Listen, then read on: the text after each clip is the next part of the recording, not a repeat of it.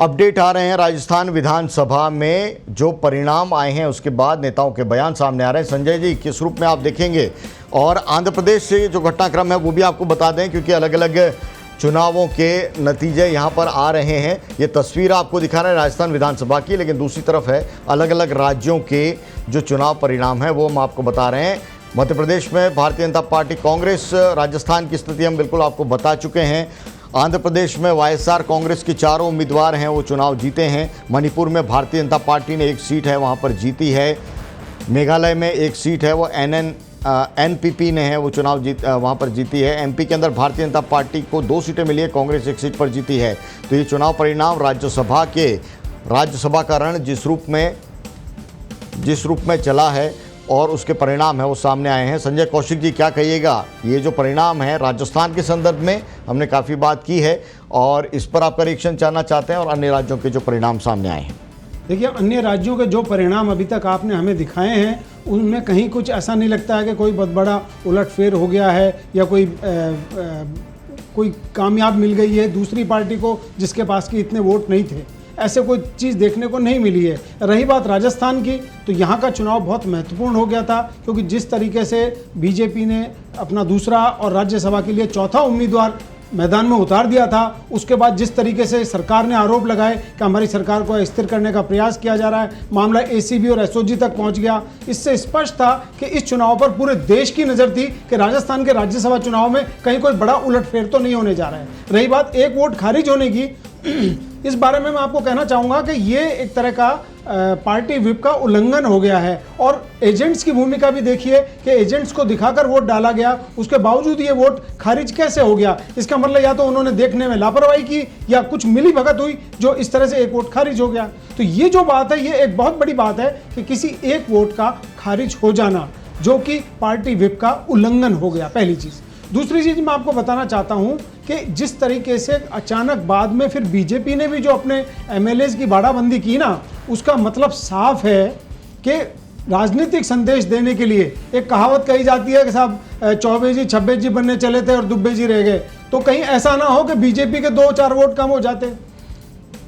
Congress message देने के लिए, पॉलिटिकल मैसेज देने के लिए ऐसा भी तो कर सकती थी कि बीजेपी के कुछ वोट 2 भी कम हो जाते। तो मेरे हिसाब से राजस्थान के जो प्रदेश नेतृत्व है उसको दिल्ली में जवाब देना भारी पड़ जाता। अमित शाह सवाल पूछते कि कैसे कम हो गए? हम तो वोट बढ़ाने की बात करते हैं, सीट बढ़ाने की बात करते हैं। इस डर की वजह से व्हिप के उल्लंघन का मामला भी बन सकता था। तो ये जो निरस्त हुआ है इसकी पूरी प्रक्रिया है, इसको भी और समझने की जरूरत है। क्या प्रक्रियागत ये मामला है, त्रुटि है, या फिर कुछ और मामला है? लेकिन भारतीय जनता पार्टी के लिए ये एक मंथन का विषय होगा। बहरहाल उससे कोई तस्वीर का रुख है वो बदल नहीं रहा था। शादाब हमारे साथ में जुड़ चुके हैं दिल्ली से। शादाब, जो परिणाम आए हैं राज्यसभा चुनाव को लेकर देश भर के अंदर, और जिस तरह का पूरा उठापटक है वो चली कांग्रेस के खेमे में, क्या कुछ माहौल और पूरे देश के अंदर राज्यसभा परिणामों के बाद में राज्यसभा के अंदर की स्थितियां कैसी हो जाएंगी एनडीए के लिए और उनके विपक्षी दलों के लिए? ये देखिए, ये जो चुनाव है जो कि टोटल करीब 61 सीटों पर हुआ है, इसमें हम दोनों निर्विरोध और जो चुनाव हो रहे हैं उन सबको मिलाकर बात कर रहे हैं। इसमें जो आज की पोजीशन है 75 सदस्य भाजपा के राज्यसभा में है, जिसमें करीब 22 सीटें वैकेंट चल रही हैं। तो आज जो चुनाव हुए इसके बाद स्थिति ये है कि भाजपा 86 तक पहुंच रही है। क्योंकि गुजरात का भी रिजल्ट आया नहीं है गुजरात में, लेकिन हमने मान के चलने गुजरात में भाजपा 2 सीटों पे जीतेगी, तो इसको मिलाकर 86 तक बीजेपी पहुंच सकती है। और ये भाजपा के लिए एक अच्छी बात है कि उसके साथ साथ उसके जो घटक दल है उसकी संख्या भी एनडीए की बढ़ रही है। और सबसे बड़ी बात यह है बीजेपी के लिए, आंध्र प्रदेश से जो वाईएसआर कांग्रेस है उसके लिए वहां से भाजपा के लिए अच्छी खबर आई है, क्योंकि गाय बाएं जो है वो वाईएसआर कांग्रेस हमेशा लोकसभा में और राज्यसभा में बीजेपी की मदद करती रही कई बिलों को पास करने में। उसके चारों सांसद वहां से जीते हैं और ये भाजपा के लिए एक अच्छी खबर है। इसके अलावा कांग्रेस के लिए, जहां तक कांग्रेस की बात करते हैं, कांग्रेस के भी 39 राज्यसभा सदस्य हैं।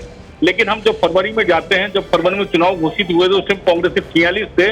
और ये देखने वाली बात है कि कांग्रेस 40 पर सिमट के रह रही है। और ये राज्यसभा के इतिहास में सबसे कम सीटें कांग्रेस की होने जा रही है इस बार, क्योंकि कांग्रेस को जो झटके लगे हैं वो आंध्र प्रदेश में 2 सीटों का लगा है मेघालय में 1 सीट का लगा है, अरुणाचल प्रदेश में 1 सीट का लगा है, कर्नाटक और मिजोरम में भी 1-1 सीट का नुकसान साफ तौर पर यहाँ पर दिखा है और कांग्रेस के लिए ये जो चुनाव है काफी नुकसानदायक साबित हुआ है।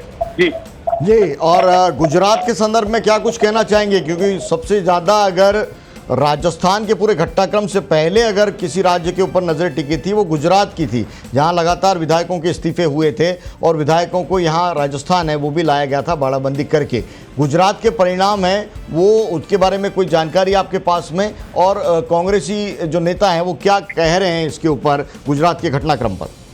देखिए, अभी गुजरात का परिणाम अभी आया नहीं है, लेकिन वहां पर ऑब्जेक्शन जरूर हुए हैं कुछ वोटों को लेकर। तो ये जो उसको वहां के जो परिणाम वो देखने वाली बात है, क्योंकि उसमें जो मार्जिन है वो भाजपा को भी 1-2 सीटों की जरूरत थी और कांग्रेस को भी ज्यादा सीटों की वहां जरूरत नहीं थी। ऐसे में जो बड़ा क्रूशल पोजीशन थी, जो शिकायत है बीजेपी की तरफ से दर्ज की गई है या कांग्रेस की तरफ से दर्ज की गई है, उसमें चुनाव आयोग किस तरीके से रिएक्ट करता है, उसको किस तरीके का वो अपना निर्णय देता है, उसके ऊपर वहाँ जो रिजल्ट है वो डिपेंड करेगा। इसी वजह से शायद देरी हो रही है, क्योंकि वहां से अभी तक कोई सूचना नहीं है किसी भी तरीके के परिणाम की। जी।